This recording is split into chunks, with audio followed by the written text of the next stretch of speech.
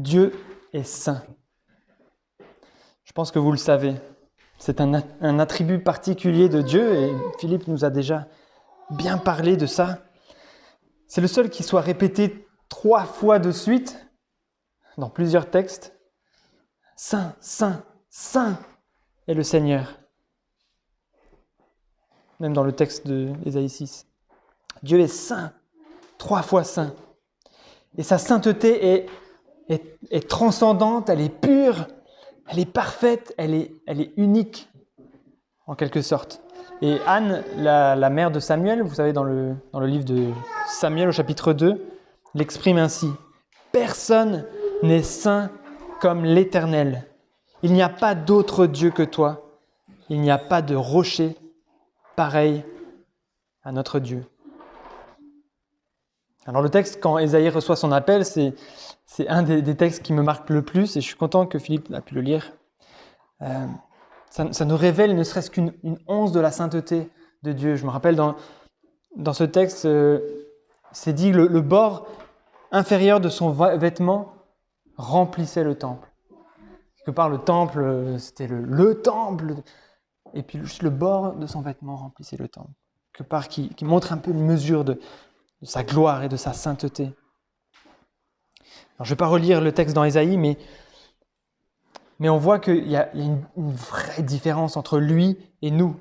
Et quand on commence à percevoir la sainteté de Dieu, et je prétends que commencer à le percevoir, nous devrions réagir comme Ésaïe et dire « Je suis perdu parce que mes yeux ont vu le roi, l'Éternel, le maître de l'univers. Dieu est saint. » Mais étrangement, Pierre nous révèle ou nous rappelle une chose importante. Nous sommes nous-mêmes appelés à être saints.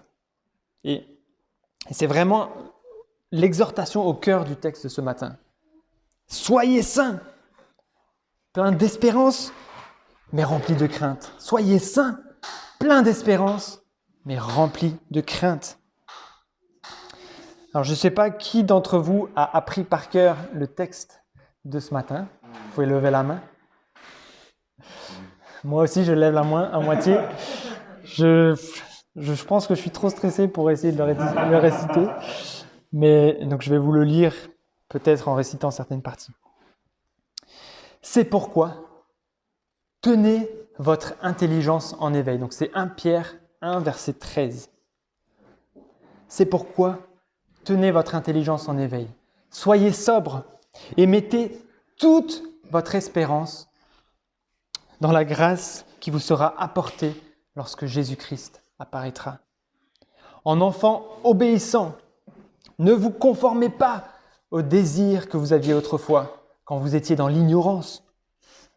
Au contraire, puisque celui qui vous a appelé est saint, vous aussi soyez saints dans toute votre conduite. En effet, il est écrit « Vous serez saints, car moi, je suis saint. » Et si c'est comme à un père que vous faites appel à celui qui juge chacun conformément à sa manière d'agir, sans faire de favoritisme, conduisez-vous avec une crainte respectueuse pendant le temps de votre séjour sur la terre. Vous le savez, en effet, ce n'est pas par des choses corruptibles comme l'argent ou l'or que vous avez été rachetés de la manière de vivre dépourvue de sens que vous avez laissé vos ancêtres, mais par le sang précieux de Christ, qui s'est sacrifié comme un agneau sans défaut et sans tache. Prédestiné avant la création du monde, il a été révélé dans les derniers temps à cause de vous. Par lui, vous croyez en Dieu qu'il a ressuscité et lui a donné la gloire, de sorte que votre foi et votre espérance reposent sur Dieu. C'est un texte magnifique, un texte très riche. On aurait pu le découper encore en plusieurs morceaux, mais dans ce texte, en grec, apparemment, il y a 3 verbes à l'impératif, c'est-à-dire des injonctions, des sortes d'ordres que Pierre nous donne. Le premier, c'est au verset 13, « Mettez toute votre espérance dans la grâce. » Le deuxième, c'est « Soyez saints » au verset 15. Et le troisième, c'est « conduisez-vous avec crainte ». Verset 17. Et le reste des verbes, dont certains sont traduits en français aussi par des impératifs, mais apparemment pas en grec, je ne suis pas professionnel, c'est ce que j'ai compris. Ces autres verbes servent à compléter, à informer ces trois exhortations centrales. Et quelque part, au milieu de ces trois impératifs, celui qui ressort, c'est « soyez saints ». C'est de ça qu'on veut parler ce matin.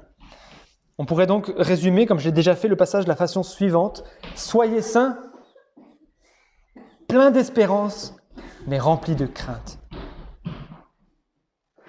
Voyons plutôt ce que dit le texte. Alors, verset 13, la première exhortation de Pierre, le premier impératif dans le texte en grec, c'est « espérer ». Mettez votre espérance dans la grâce. Lisons le verset 13. « C'est pourquoi tenez votre intelligence en éveil, soyez sobres et mettez toute votre espérance dans la grâce qui vous sera apportée lorsque Jésus-Christ apparaîtra. » Le passage d'aujourd'hui commence par ce verset qui nous invite à espérer. Et ce verset commence par quel mot ? C'est pourquoi. C'est pourquoi. C'est pourquoi s'appuie en fait sur tout ce qui a été dit avant, les 12 premiers versets de la lettre. Alors, qu'est-ce qu'on a vu avant qui pourrait nous faire espérer ? On pourrait ainsi résumer le c'est pourquoi. À quoi ça fait référence, ce c'est pourquoi ? On avait vu au verset 1, Dieu vous a choisi. Au verset 3, Dieu vous a fait naître de nouveau pour une espérance vivante. Au verset 4, Dieu vous a réservé un héritage qui ne peut ni se détruire, ni se souiller, ni perdre son éclat. Au verset 5, Dieu vous garde par sa puissance au moyen de la foi pour que vous ne perdiez pas cet héritage. Au verset 6 et 7, Dieu est en train d'éprouver et de purifier votre foi par le feu pour recevoir in fine la louange, l'honneur et la gloire. Versets 8 et 9, on avait vu, vous bondissez, c'est le mot que Philippe nous avait partagé, vous bondissez d'une joie indescriptible, ayant aimé Jésus sans l'avoir vu et croyant en lui. Et versets 10 et 12, on avait vu, qu'on a révisé ce matin, les prophètes et les anges désirent voir tout ce que la grâce de Dieu est en train de faire dans votre vie. Tout ça, c'est le c'est pourquoi. C'est pourquoi tenez votre intelligence en éveil, soyez sobres et mettez toute votre espérance dans la grâce qui vous sera apportée lorsque Jésus-Christ apparaîtra. Alors comment mettre notre espérance dans la grâce à venir ? On voit dans ce verset qu'il y a deux éléments qui nous sont donnés. Tenez votre intelligence en éveil et soyez sobres. Deux éléments qui se complètent en réalité. Tenez votre intelligence en éveil, c'est une transcription de ce qui avait été écrit dans le texte original. Dans d'autres versions, il y a plutôt, c'est pourquoi, saignez les reins de votre entendement. Alors c'est un peu moins compréhensible, mais c'est quelque part plus proche du texte original. Alors qu'est-ce que ça veut dire, saigner les reins ? C'est un idiome hébreu que les lecteurs de Pierre connaissaient très bien, comprenaient très bien. Les habits des personnes de cette époque étaient souvent assez longs, et on pourrait les apparenter à une robe, et pour les hommes aussi. Et lorsqu'il fallait se mettre en action, les gens de l'époque remontaient les pans de leurs habits pour être capables de marcher loin, de courir, ou même de se battre. Alors on va avoir une démonstration. Alors comment on peut faire ça avec une robe ?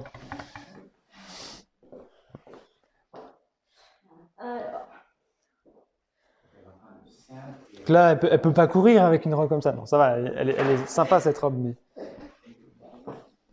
Voilà, on remonte les pans de la tunique, on la met autour du ventre et on l'attache avec une ceinture. Moi, je l'ai mis à l'envers, mais vu que vous voyez tout à l'envers, ça va. Et voilà, mais avec ça, est-ce que tu peux courir ? Non, je peux courir. Voilà, donc c'est une petite image pour un peu se mettre dans l'esprit. Qu'est-ce que ça veut dire ? Saigner les reins de votre entendement. Et donc la traduction que Second 21 a donnée, elle est pas mal. Tenez votre intelligence en éveil. Donc de votre entendement, ça veut dire de votre cerveau, de ce qui se passe dans votre tête, de tout ce qui est intellectuel. Nous sommes appelés à se retrousser les manches. Ça pourrait être peut-être l'expression française qui correspondrait. Se retrousser les manches. Allez, on se met au travail. Allez, on se prépare à l'action. Et Pierre a probablement utilisé cet idiome par rapport à se préparer au retour du maître. Donc dans ce texte, c'est ça. La phrase se termine par « qui vous sera apporté lorsque Jésus-Christ apparaîtra ». Et Jésus lui-même avait utilisé exactement cette phrase dans Luc 12, versets 35-36. « Que vos reins soient sains et vos lampes allumées, et vous, soyez semblables à des hommes qui attendent que leur maître revienne des noces, afin de lui ouvrir dès qu'il arrivera et frappera. » Alors on est appelé à se retrousser les manches, à se préparer au retour du maître, à mettre toute notre espérance dans la grâce, en se préparant intellectuellement et en étant sobre. Donc c'est ça la suite, en étant sobre. Ça veut dire être vigilant. Donc sobre, dans le langage courant, c'est ne pas être alcoolisé, être sobre. Mais ça va encore plus loin que ça, c'est un des éléments. Mais c'est être vigilant, être alerte. Il voulait que ses lecteurs évitent toutes sortes d'intoxications quelque part, d'addictions, de choses qui pourraient rendre plus floue la réalité de la grâce de Christ. Et plus loin dans la lettre, Pierre montrera que le contrôle alerte et sobre de notre intelligence, c'est ça dont il s'agit, facilite la prière. Chapitre 4, verset 7. « La fin de toute chose est proche, soyez donc sages et sobres afin de vous livrer à la prière. » Et un peu plus loin, ça nous rend plus alertes pour détecter les pièges du diable. Chapitre 5, verset 8, et on le verra dans les prédications qui viendront. « Soyez sobres, restez vigilants. Votre adversaire, le diable, rôde comme un lion rugissant, cherchant qui il dévorera. » Alors comment on fait ça? Comment on se retrousse les manches intellectuelles en restant sobre, alerte, vigilant pour placer toute notre espérance dans la grâce? Alors, j'ai 3 points que j'ai notés. Le premier, c'est on peut se rappeler de tout ce que Dieu a fait. Tout ce qui est contenu dans le « c'est pourquoi » du début du verset. C'est Dieu, le Dieu de l'univers, qui a tout fait pour nous. Alors nous pouvons vraiment espérer en lui. Rappelons-nous ces choses. Pensons à ces choses. Apprenons-les par cœur. C'est vraiment puissant. Et rappelons-nous les choses entre nous aussi. Prions ces choses. On se rappelle de tout ce que Dieu a fait. Dans les 12 premiers versets notamment. Deuxième point, comment on se retrousse les manches intellectuelles? On se sépare quelque part de tout ce qui pourrait prendre la place de Dieu. Ce qu'on appelle les idoles, en particulier dans notre tête. Moi, mon combat, c'est probablement le plus dur avec mon téléphone. Tout le temps, j'ai envie de regarder les news, de me détendre en regardant des vidéos qui peuvent être très intéressantes, qui peuvent ne pas l'être aussi, mais surtout qui me détournent de Dieu, qui détournent mon attention de Dieu, qui perdent mon temps que je pourrais consacrer à me plonger dans la parole de Dieu et à me préparer à son retour, à avoir une espérance pleine dans sa grâce. Alors vous pouvez vous poser la question, qu'est-ce que je fais naturellement quand j'ai un peu de temps, quand je m'ennuie peut-être? Avec quoi j'occupe mon esprit? Est-ce que je pense à Dieu? Est-ce que je me réjouis en pensant à notre privilège en tant qu'enfant de Dieu, ou est-ce que je pense à plein d'autres choses? Je me remplis l'esprit de vide, de divertissement. Et je pense qu'on doit faire l'effort de tenir notre intelligence en éveil, de rester sobre dans nos pensées. Un deuxième point, on se sépare de tout ce qui pourrait prendre la place de Dieu. Et le troisième point, c'est que le verset dit « Mettez toute votre espérance. Mettez toute votre espérance dans la grâce qui vous sera apportée lorsque Jésus apparaîtra. » Donc, j'ai l'impression que ça nous invite aussi à combattre le doute, les questionnements qui arriveront certainement.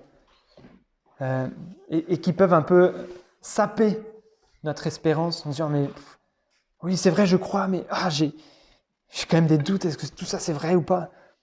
Ne nous laissons pas dans cet état-là, combattons ces doutes, expérimentons de placer toute notre espérance dans la grâce qui nous sera apportée lorsque Jésus apparaîtra. Et ça change la vie, je crois, de croire à 100% dans quelque chose. Les doutes arriveront, mais combattons-les et renouvelons notre confiance dans notre Dieu. Et ça nous aidera à nous préparer intellectuellement, à se sentir vraiment comme des exilés, les étrangers du verset 1, en route vers notre nouvelle patrie. Voilà pour la première exhortation du verset 13, pour le premier impératif, mettez toute votre espérance dans la grâce. Alors on continue avec les versets 14 à 16, dans lequel se trouve le deuxième impératif. Je lis. Verset 14. En enfant obéissant, ne vous conformez pas aux désirs que vous aviez autrefois quand vous étiez dans l'ignorance. Au contraire, puisque celui qui vous a appelé est saint, vous aussi soyez saints dans toute votre conduite. En effet, il est écrit, vous serez saints, car moi je suis saint. C'est une citation directe de Lévitique qu'on a lu tout à l'heure. Voilà le cœur de notre passage d'aujourd'hui. Le deuxième verbe à l'impératif, c'est le deuxième ordre de Pierre, c'est soyez saints. Verset 15. Soyez saints dans toute votre conduite. On a vu tout à l'heure que Dieu est saint, même 3 fois saint, au-delà de tout ce qu'on peut concevoir et par conséquent tout ce qu'on peut être nous-mêmes. Et pourtant, Pierre, inspiré par l'Esprit, nous exhorte, ou plutôt nous ordonne, d'être saints, comme Dieu. En fait, il l'avait déjà fait au verset 2, je ne sais pas si vous vous souvenez. Dans le verset 2, on avait « À vous qui avez été choisis », ça c'était la fin du verset 1, « conformément à la prescience de Dieu le Père et conduit à la sainteté par l'Esprit, afin de devenir obéissants et d'être purifiés par le sang de Christ. » Donc nous sommes conduits à la sainteté par l'Esprit. Nous sommes appelés à être saints.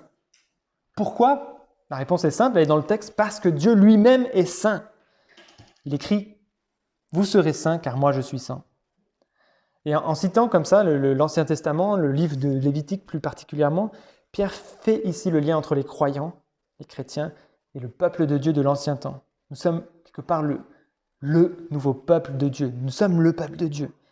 Et de la même façon que Dieu avait dit aux Israélites, dans ce contexte-là, « Vous serez saints, car moi je suis saint », il nous dit aussi à nous, aujourd'hui, « Vous serez saints, car moi je suis saint ». Alors qu'est-ce que ça veut dire d'être saint? Est-ce que vous avez des pensées qui vous viennent? Sans tache, mis à part. C'est très bien, hein, ça résume déjà très bien, sans péché, parfait, on pourrait dire pur aussi.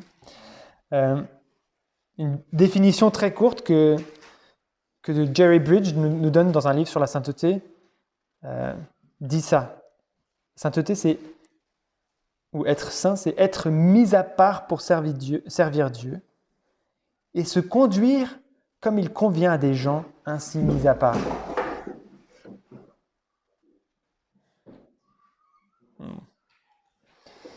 Être mis à part pour servir Dieu et se conduire comme il convient à des gens ainsi mis à part. C'est assez large, mais ça résume bien notre rôle, être saint. Nous avons été mis à part pour Dieu, pour glorifier Dieu par nos vies. Et c'est exactement ce qu'il dit juste avant, au verset 14. En enfant obéissant, ne vous conformez pas aux désirs que vous aviez autrefois, quand vous étiez dans l'ignorance. Nous sommes appelés à la sainteté, à être mis à part pour Dieu, et ça doit se voir. Quand nous étions dans l'ignorance, c'est-à-dire avant de naître de nouveau, nous étions morts à cause de nos péchés et de nos offenses, nous dit Paul. Vous vous rappelez, c'est dans Éphésiens 2 qu'on avait vu ça. C'était Thomas qui nous avait parlé de ça. Mort. Et les désirs de quelqu'un de mort, quelque part, ne peuvent pas être les mêmes que quelqu'un de vivant. Nous sommes étrangers et voyageurs sur cette terre, Et nos désirs devraient être centrés sur Dieu, orientés vers notre patrie céleste. Nous sommes maintenant des enfants de Dieu, on le voit au verset 14. Nous avons le statut, il est acquis, c'est Dieu qui a tout fait. Nous avons été adoptés et il n'y a rien qui puisse changer cela. Mais maintenant, devenons obéissants. Rendons gloire à celui qui nous a sauvés. Débarrassons-nous de tout ce qui jette un voile entre Dieu et nous. Et on est vraiment là dans la continuité de ce qu'on vient de voir avec la première exhortation, par rapport à retrousser les manches de notre intelligence, à débarrasser notre cerveau de ce qui nous aveugle, qui nous rend addicts, qui prend la place de Dieu. Peut-être que dans votre vie, c'est le téléphone, comme moi, qui prend trop de place. Peut-être c'est l'ordinateur. Peut-être c'est la télévision qui est tout le temps allumée. Peut-être que c'est les jeux vidéo. Peut-être c'est le journal, les news, les derniers faits divers. De quoi vous remplissez-vous la tête? Et vous me direz peut-être, ça va, c'est pas mal ce que je regarde, ce que je fais. C'est pas un péché de jouer aux jeux vidéo, de regarder la télé. Et non, c'est pas forcément un péché en soi. Mais ce qui est mal, c'est de se conformer à nos désirs d'autrefois. C'est de ne pas retrousser les manches de notre intelligence. C'est de ne pas laisser toute la place pour espérer pleinement dans la grâce de Christ.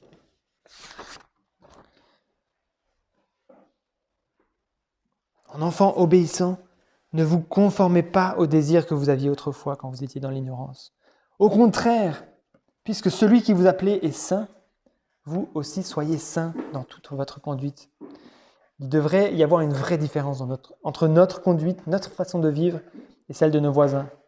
Et parfois, j'ai peur que notre compréhension de l'Évangile soit abîmée, peut-être. On se dit, ouais, c'est incroyable ce que Dieu a fait pour moi. Il m'a choisi, il m'a sauvé, et je vais pouvoir aller au ciel. Et on s'arrête là. Et on oublie que Dieu nous exhorte, Dieu nous ordonne, soyez saints dans toute votre conduite. Et il y a un verset dans Hébreux 12, verset 14, qui dit « Recherchez la paix avec tous et la progression dans la sainteté.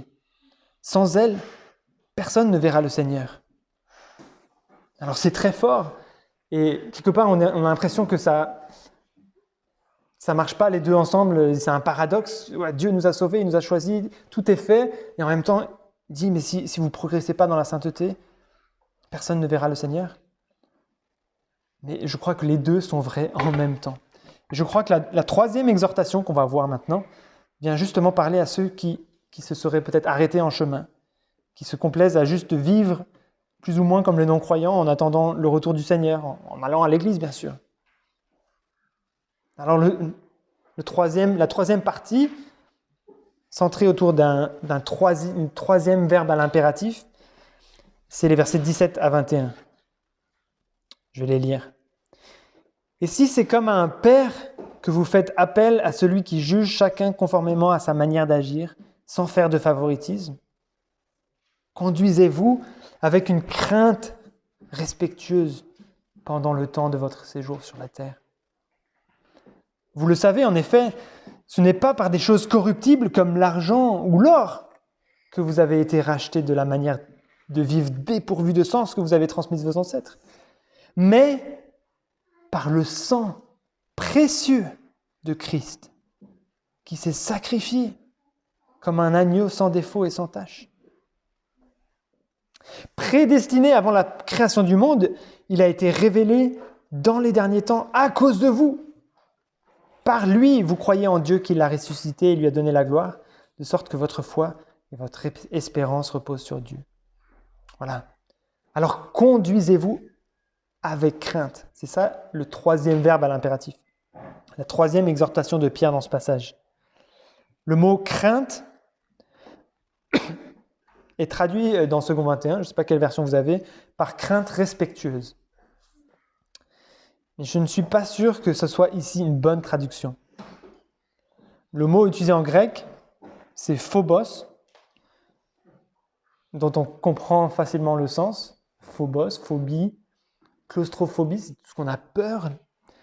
Et ce mot en tant que tel ne semble pas contenir quelque part cet atténuement qu'on aime apporter à la crainte qu'on est censé avoir de Dieu. On dit, mais ça peut pas être la peur, parce qu'on n'a plus peur puisqu'on est sous la grâce, c'est plutôt du respect. Tiens, on va le traduire par crainte respectueuse. Et je pense que dans d'autres contextes, dans d'autres textes, c'est juste de le traduire par crainte respectueuse.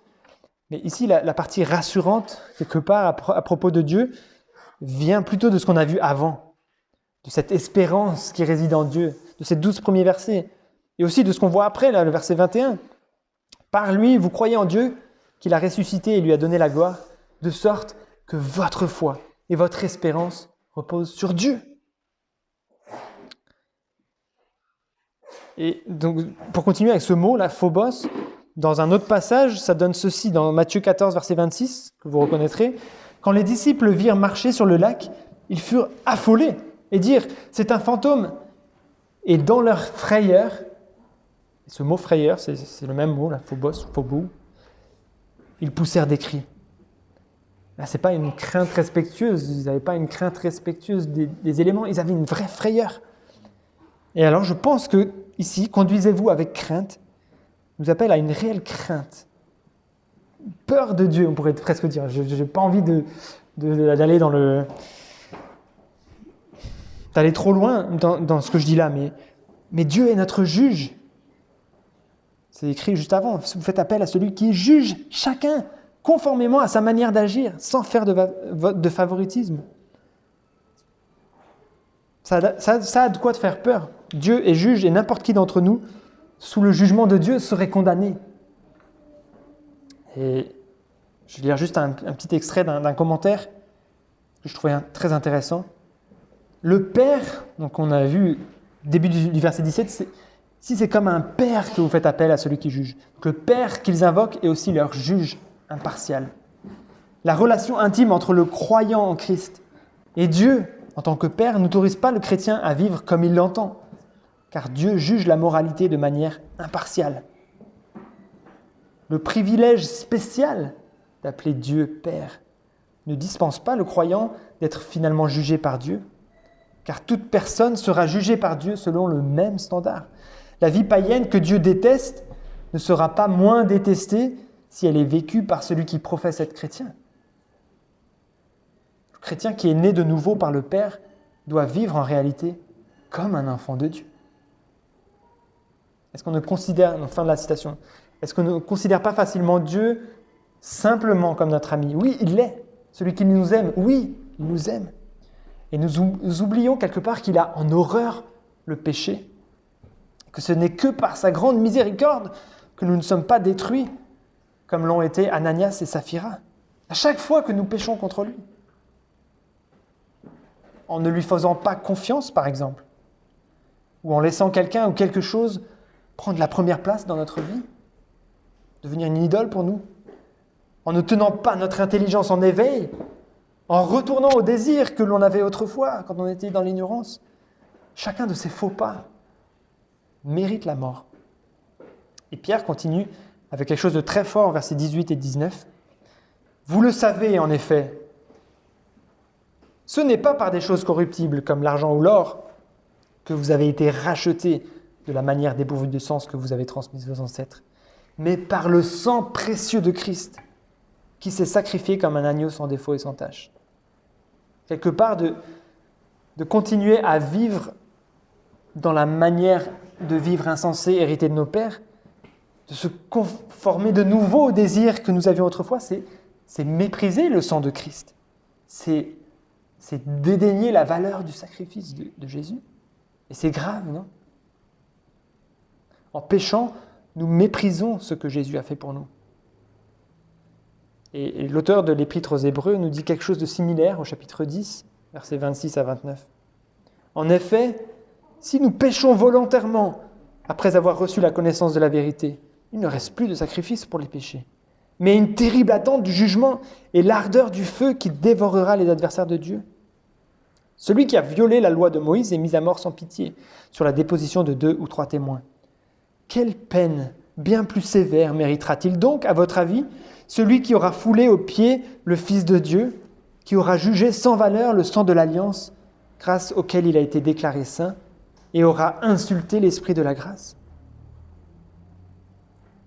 je pense que pour ceux d'entre nous, et je m'inclus dedans, qui nous appuyons parfois sur nos lauriers, qui sommes nonchalants, qui ne réalisent pas la gravité du péché, il est bon de nous rappeler que Dieu est saint et que nous devons le craindre pendant le temps où on est encore étranger sur cette terre.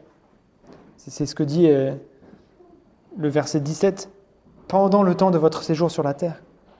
Après, quand Jésus sera revenu, nous serons exempts de péché, nous serons délivrés du mal et nous n'aurons quelque part plus rien à craindre de ce point de vue-là. Et je pense que la perspective d'être enfin libérés définitivement du péché devrait nous donner encore une raison de plus de mettre toute notre espérance dans la grâce qui nous sera apportée lorsque Jésus-Christ apparaîtra, d'attendre avec impatience le jour où on sera réunis avec notre Sauveur, parce qu'on sera débarrassé du péché, ce péché que Dieu a en horreur. Alors, en conclusion, nous avons vu aujourd'hui que Dieu nous demande d'être saints dans toute notre conduite, comme lui est saint. Vous serez saints, car moi, je suis saint. C'est l'exhortation centrale de ce texte. Et pour cela, il nous donne deux autres exhortations. La première, c'est d'espérer, verset 13. Mettons toute notre espérance dans la grâce de Jésus-Christ, en débarrassant notre cerveau de tout ce qui pourrait l'entraver, en retroussant nos manches et en nous rappelant de tout ce que Dieu a fait pour nous. Les 12 premiers versets notamment. Et la deuxième exhortation qui est rattachée à cette exhortation centrale d'être saint dans toute notre conduite, c'est de se conduire avec crainte. Je nous invite à nous rappeler que Dieu est à la fois notre Père, celui qui nous aime, celui qui nous a sauvés, celui qui nous a choisis dès avant la fondation du monde, celui qui nous a fait naître de nouveau, celui qui nous a donné la vie. Mais c'est aussi notre juge. Et qu'en étant nés de nouveau, nous devons vivre comme des enfants de Dieu dans la sainteté. Ne méprisons pas le sang de Christ versé pour nous. C'est un peu comme le profil d'une aile d'avion qui a deux vecteurs de portance. Par en dessous, il y a l'air qui pousse pour que l'avion ne tombe pas. On pourrait dire que c'est quand même comme la crainte de Dieu. Comme cet aspect-là, cette exhortation-là, la crainte de Dieu qui nous aide à avoir de l'espérance en lui, à nous conduire d'une façon sainte. Et par au-dessus, il y a une autre force qui tient l'avion en l'air, la portance, qui est due au fait que la forme de l'aile a une forme particulière, je ne vais pas expliquer maintenant. Et par-dessus, l'air aspire l'avion vers le haut. Quelque part, ça, c'est notre espérance. C'est cette première exhortation. Espérons. Et alors, un petit clin d'œil pour un avion, 2/3 de la force qui l'aide à voler, c'est ce qui l'aspire vers le haut. Il y a juste 1/3 qui pousse. Mais je pense que c'est important d'avoir ces deux notions, de se rappeler de tout ce que Dieu a fait pour nous, de se rappeler que Dieu est amour, qu'il nous aime, de craindre Dieu aussi, parce qu'il est notre juge. Soyons saints, pleins d'espérance, mais remplis de crainte. Et je termine avec le dernier verset qui nous rassure en tant qu'enfants de Dieu et qui rappelle très justement que tout repose sur Dieu. Par lui, vous croyez en Dieu, qu'il a ressuscité, qui a ressuscité Jésus et lui a donné la gloire, de sorte que votre foi et votre espérance reposent sur Dieu. Soyons saints, pleins d'espérance, mais remplis de crainte. Je vais prier. Seigneur Jésus, merci. Merci pour ta parole. Merci pour ce passage qui nous exhorte à être saints. Seigneur, bien souvent, je n'ai pas conscience de la gravité de mon péché. Bien souvent, je vis ma vie heureux d'avoir été sauvé, mais sans obéir à ce commandement d'être saint, de poursuivre la sainteté. Seigneur, c'est toi, c'est ton esprit qui nous conduit vers la sainteté. On l'a vu au verset 2. Mais en même temps, c'est notre effort avec l'aide de ton esprit qui nous permet de vivre de plus en plus comme tes enfants, de t'honorer de plus en plus, de te glorifier de plus en plus. Seigneur, nous voulons mettre toute notre espérance dans la grâce qui sera révélée lorsque tu apparaîtras. Nous voulons nous réjouir d'avance de ce jour où l'on pourra être avec toi pour l'éternité, où l'on sera débarrassé du péché pour toujours.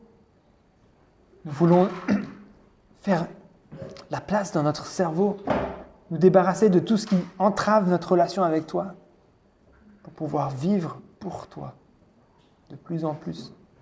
Seigneur, nous voulons craindre ton nom. Nous voulons être remplis de crainte, nous conduire avec crainte, pour ne pas mépriser le sang de ton Fils versé à la croix pour nous. Seigneur Jésus, tu es mort pour nos péchés. Tu es descendu sur la terre, tu t'es humilié pour nous,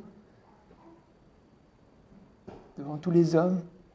Tu as pris sur toi le poids de nos péchés.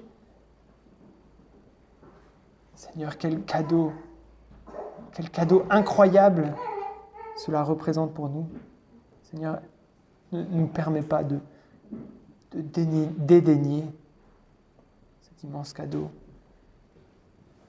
d'être nonchalant dans notre vie, de laisser passer des péchés qu'on voit et qu'on n'estime pas très importants, Seigneur. Donne-nous une ferveur, donne-nous d'être habités par ton esprit, jour après jour de nos semaines, pour avancer avec toi et vivre dans la sainteté. Amen.